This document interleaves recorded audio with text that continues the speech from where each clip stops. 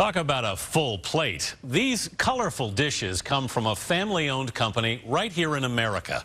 In weeks to come, we'll be looking at businesses making it in the USA. To begin, Elaine Quijano has a success story forged in a time of hardship.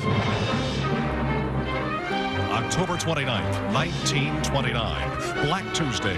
When we look back on the Great Depression, we tend to picture it in black and white. The soup lines, the closed-up shops, the shanty towns, all just shades of gray in our collective memory. So it's a bit surprising that in the midst of that drab time, a rainbow of color flooded into homes across the country. When an iconic piece of Americana, Fiesta dinnerware, was born. You were trying to appeal to whom exactly? Mrs. Susie Homemaker, the mass market, if you would. We wanted everybody to have this product. Joseph Wells III is president and CEO of the Homer Laughlin China Company, a pottery business his family has owned since 1897. It was his grandfather, William Wells, who in 1936 thought America's spirits needed a boost. He came to our designers and said, "This is what's going to be good for the Depression. People need to brighten up their table and have something to be happy about." And that's how Fiesta got started. Even in those troubled times, it was a hit. Inexpensive plates, cups, bowls, and accessories in colors worthy of a crayon box.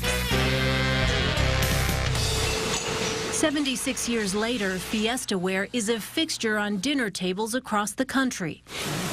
It's a favorite on bridal registries and has inspired a legion of collectors. My kids love it. All the colors are fun and festive. My aunt had some, and I just fell in love with hers. I like that it's American made. It's an explosion of color. It makes you happy. It's a fiesta. Cups and saucers. Few collectors are as passionate as Richard Mayberry of Southport, Connecticut. I call this the Great Wall of China. He started collecting in the early 90s after his mother's death, when he came upon this plate in an antique shop. I looked at it and I said, oh my gosh, my mother had this when I was a kid. So this is the plate that started the whole thing.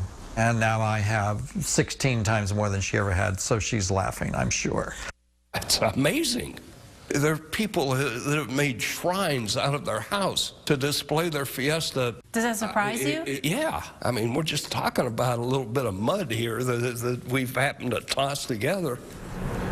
But at this sprawling factory on the banks of the Ohio River in Newell, West Virginia, that mud is transformed into something beautiful in much the same way it was back in 1936, by hand. 900 workers painstakingly pour, mold, scrub, spray, and bake the pottery to perfection. In what used to be the pottery capital of America, Homer Laughlin is the last big company standing, as countless others have fallen to cheap foreign imports. For fourth-generation owner Joseph Wells, keeping his factory open is about honoring a commitment to generations of Fiesta lovers and to his community.